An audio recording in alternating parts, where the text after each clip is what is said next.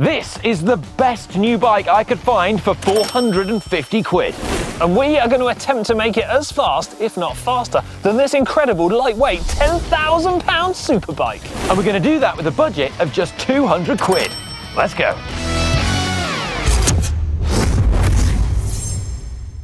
So, the best bike I could find for 450 quid. Now, we've featured this in other videos, so if you want to see it in more detail, check those out. But the headline stats you need to be aware of are that it was actually reduced down from 650 quid, so bargain. It's a Boardman 8.6 SLR with an aluminium frame, carbon fork, Shimano Claris 8-speed gears, rim brakes, and it weighs 10.4 kilos, which is quite a lot, quite heavy. This, on the other hand, is the top spec Orbea Orca, and it's in Tour de France race level spec, which means full carbon fibre frame, Shimano Dura Ace 12-speed, electronic shifting, hydraulic disc brakes, carbon fibre wheels, and it weighs just 6.7 kilograms, which makes it UCI illegal. Previously on GCN, we raced the two of them against each other and the Orbea won. Quite convincingly. So let's spend some cash and try and make this one as fast or faster than this one. Before we do though, I'm going to get a baseline run on the Boardman before we modify it. All right, let's go.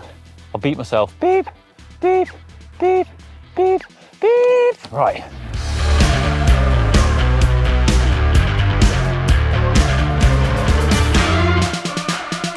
Plan is to ride the same test loop with the different configurations and hold the same power. So I'm aiming to hold 200 watts.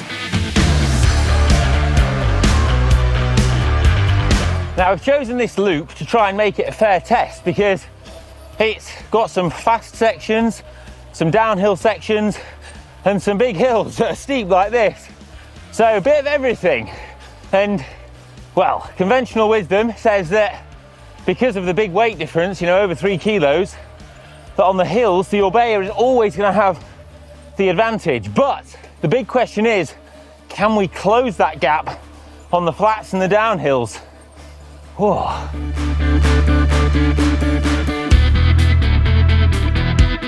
In percentage terms, I'm not sure how much faster we'll make it for 200 quid, but I'll put my neck on the line and I'll say 15%. Let's see.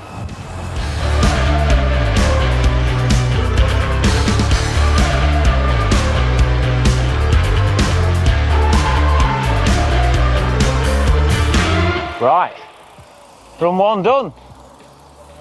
I'm now going to take the Orbea out and repeat the same loop at the same power. And while I do that, I'm going to give Alex the budget bike and he's going to modify it within a budget of 200 big ones. How did we spend, oh it is very heavy, the 200 big ones? Well, we bought some new tyres, which were £51 each because we shopped around online.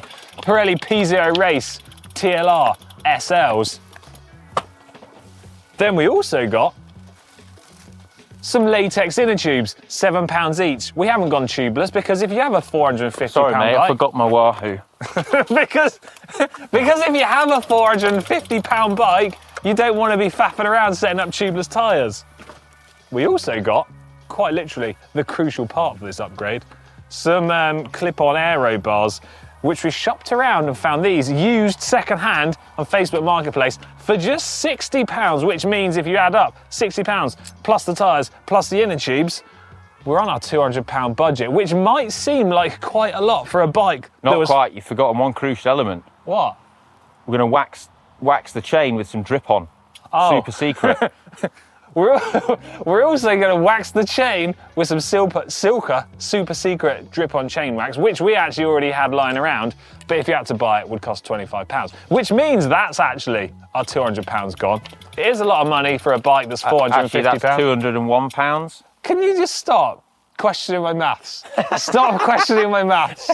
Look, it's a lot of money for a cheap bike, but put it into the context of the expensive bike, it's a drop in the ocean. I'm going to upgrade the stuff. Ollie's going to actually get on and ride the bike. We'll see you all in a bit.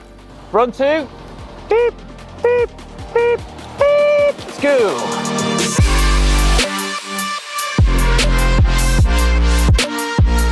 Oh, God. This is mad, like immediately riding these two bikes back to back.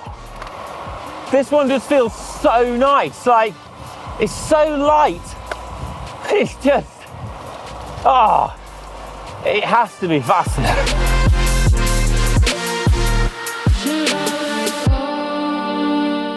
One of the most noticeable things is the smoothness.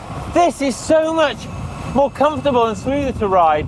I think that's in part down to the carbon frame, but the biggest reason will be the tyres. I mean, compared to the stock ones that are on the Boardman, these are 30 mil, and they measure 31 when I get the verniers on them. And it just feels so much nicer.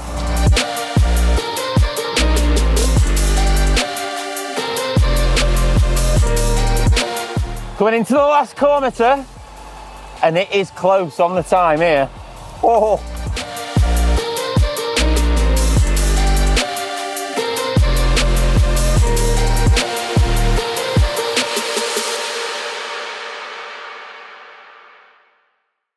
These are the worst tyres I've ever had to fit in my entire life. They're so tight on these rims.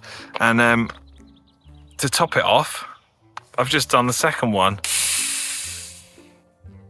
No, that's both of the tyres punctured now. I was about to say the second one was punctured, but as I'm speaking to you, the other one's gone down. Literally kill me now. Ollie's going to be back in a minute. People are going to think this is a joke, but genuinely, I'm having a real time here. All right, run 2 completed. You all right? No, everything's fine. You've put holes in my tubes, haven't you? Nothing works. Ah! Even this one's going down. How? It's going, it's going, it's going. I can see it. Ah, that was music to my ears. That's it. 1 hour, 3 inner tubes, 2 people. Right. And we're ready to hit the road. Modded bike, let's do it.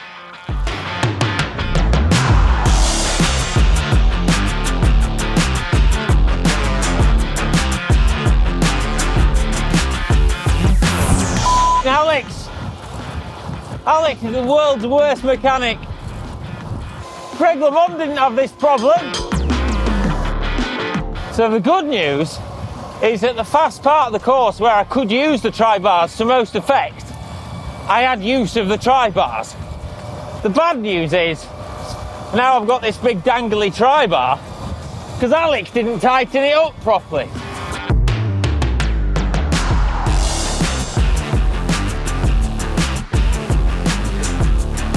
Well, this experiment hasn't gone as well as I would have hoped. In that, well, the tri-bar disaster, and we've still got butyl tubes. But that means we're well under our 200 quid budget, and well, we're still up on time at the moment. 4k left to go.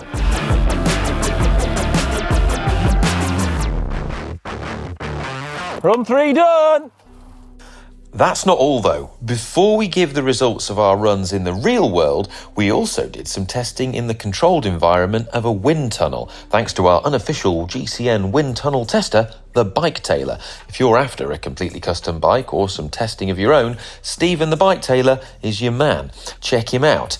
Now, the wind tunnel results suggested that the tri-bars made the Boardman 7 to 15% faster, depending on whether you were in the hoods or the drops. Now, at 40 kilometers an hour, that equated to a 19 to 38 watt saving, which is massive. And at 30 kilometers an hour, that represents a 10 to 15 watt saving, which is still loads.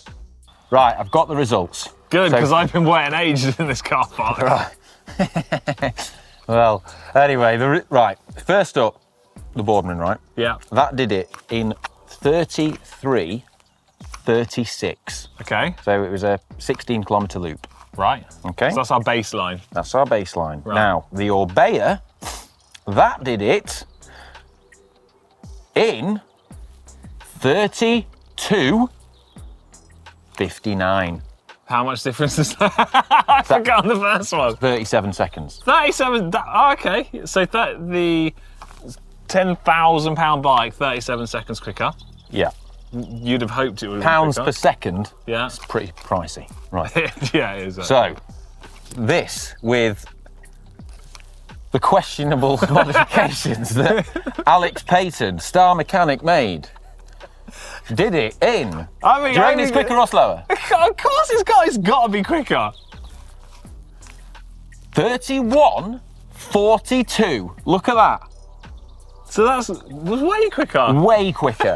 And what's nuts is it, well, thankfully, for the first 8 kilometres, I did have both tri-bars. That's with a singular bar. And that was the fastest part of the course, where it Okay. was flat and downhill. The Good. second half was uphill, so the tri-bars were of less use, thank goodness. And I still actually did manage to use a sort of mono bar setup. But actually, I think if the other bar had actually been properly in place, I Maybe probably could would have have been been faster. even quicker by some few seconds. But yeah, overall, it shows you what a huge difference tri-bars make. Well, I think not only is it we've made upgrades to the bike, but the tri-bars are upgrading your body position, which Yeah. is clearly the biggest form of drag, acting to slow you down. Yeah. So what's the takeaway message here overall? Well, the first thing is that, yeah, if we put the tri-bars on that would be even quicker still, like added on. That would be quicker than that with tri-bars on, obviously, so we're not going to do it. Yeah.